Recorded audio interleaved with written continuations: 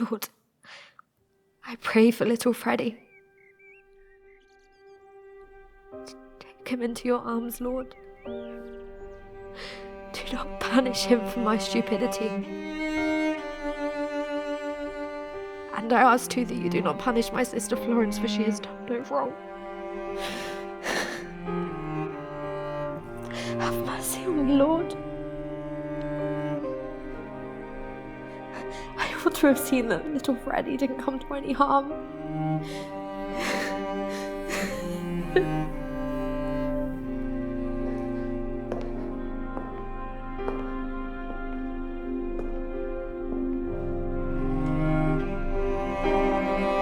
Forgive me, Lord!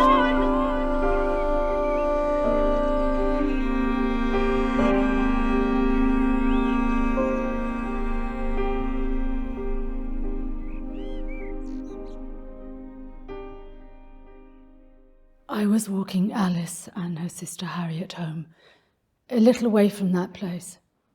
What place? The Tovey's place. The children lived just a few doors down. We heard someone scream, someone saying, "Our Freddie is drowned." What did you do when you heard such screams? I told the children to go home and send for help. Miss Clarice? No, go quickly now, both of you. Hurry, hurry, hurry. I went to that place. I heard the sisters screaming. There was an old tin bath that had collected the previous night's rainfall. I saw the child with his head just out of the water. Did you see moments before that the child was face down in the water? No. Why not? I would say that one of the sisters had already moved the child before I had got there. Did you try to revive the child? Mr. Dando, the children's father, did. He resides just a few doors down from the Tovey's place. Mr. Dando, please. I arrived not seconds later than Jane. I too ran over as soon as I heard the screaming. I saw the lifeless child in the bath, head just above the water. Had the deceased child been moved?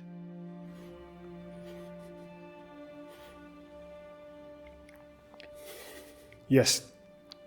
How can you be so sure that the child had been moved?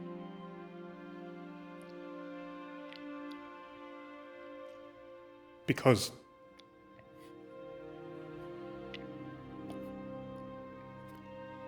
sorry, sir. Take your time, Mr. Dando. The amount of water that was in the bath was only enough to drown him had it been face down and not his head to the side, as I witnessed.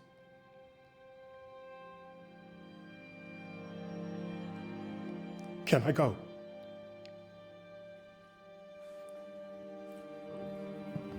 Alice, hurry.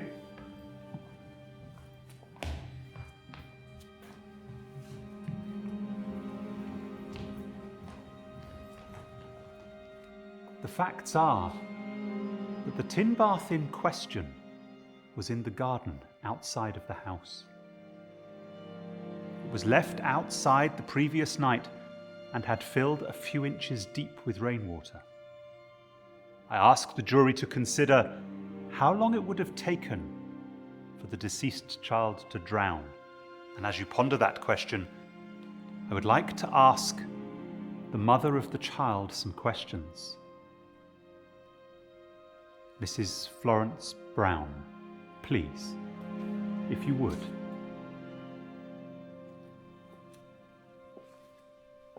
I am Mrs. Florence Brown of Stoneclose, Frampton Cotterell, wife of a carter and mother to Arthur Frederick William Brown. Freddie was in his 9th month. He could not yet walk, but could crawl and pull himself up. Please continue. On Monday afternoon, after tea and at around 5 o'clock, I left him in the garden to watch the rabbits. I was in the habit of doing so. My sisters and mother had done the same. I went outside to fetch Clarice, who was scrubbing potatoes at the time, and I asked her to watch Freddie at once. I had to light the fire for the saucepan. Clarice said she would watch him right away.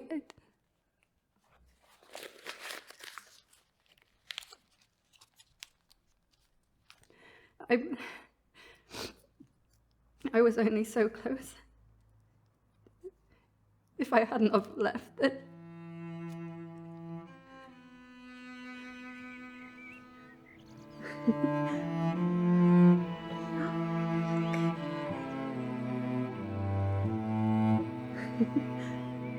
Look at the rabbits, Freddie.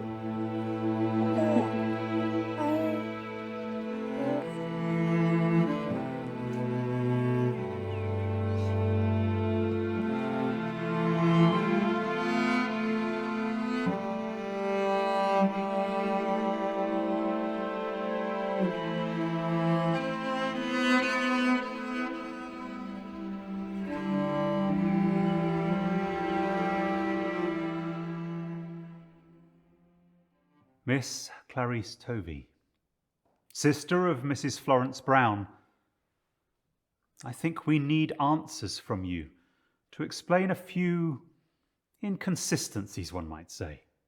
I'll be happy to answer any questions, sir. After your sister asked you to tend to the now deceased child, how much time passed before you entered the garden? Only moments. Would that mean minutes or seconds? Seconds, sir. Can you tell us how you found the deceased? Miss Tovey, how did you find the deceased child? Well, can you not answer? Is the guilt eating at you? Get her out of here!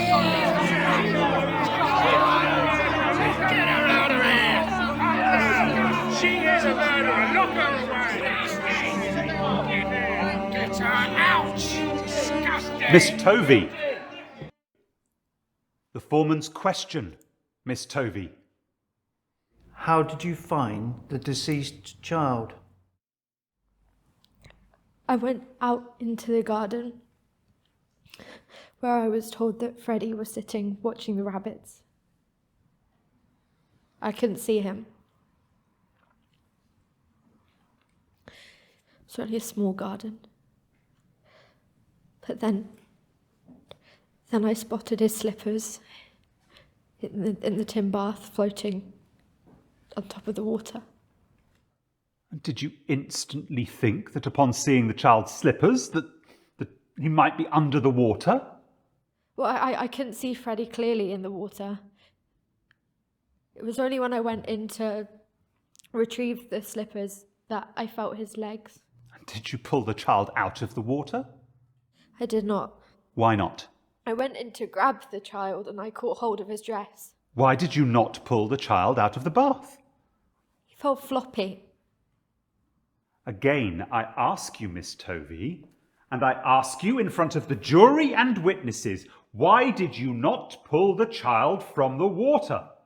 Your sister had come into the house. She had left the child for a moment, so making your way straight to the garden took less than a minute. It is fair to say that the child would have only have been under the water for mere seconds. So quick action was paramount on your part. I cannot hear you, Miss Tovey. I knew the child to be dead! Why would you think the child was already dead? It's all my fault. It's all my stupid fault. I went into the garden at once as requested. But it was a warm day and I was very thirsty. So, on making my way to the back door, I spotted a bottle of ginger beer on the side of the table.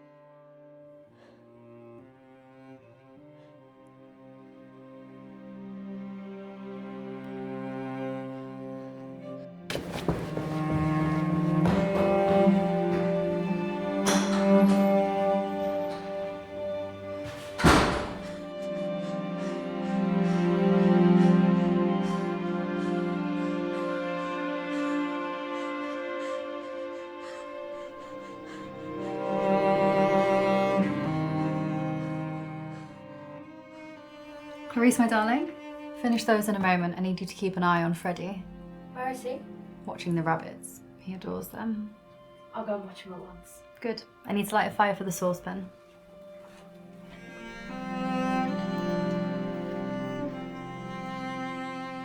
Auntie Clarice is coming, Freddie.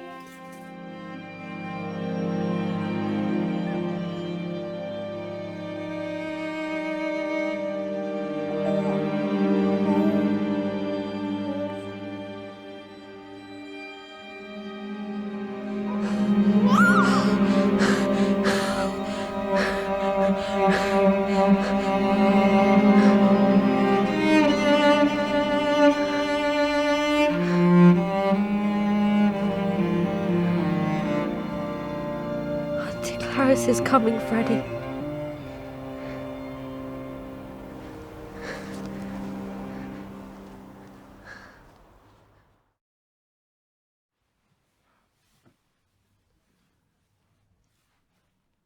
We, the jury, would like to return a verdict to the effect that the child, Arthur Frederick William Brown,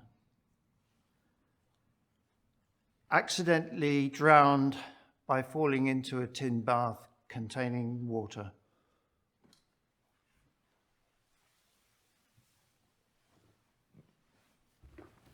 Florence, just give her a moment. I have to go. Give her some space.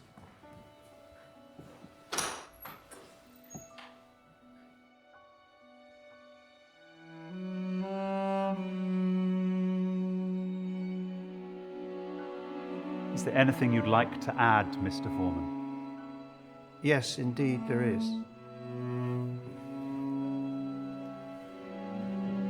We do not consider there is any blame to be attached to anyone. When a child dies, it is a tragic affair to comprehend. Accidents do and always will continue to happen. Babies and children are indeed curious creatures, and the mother made an awful mistake in believing that the young child might be safe for a moment alone.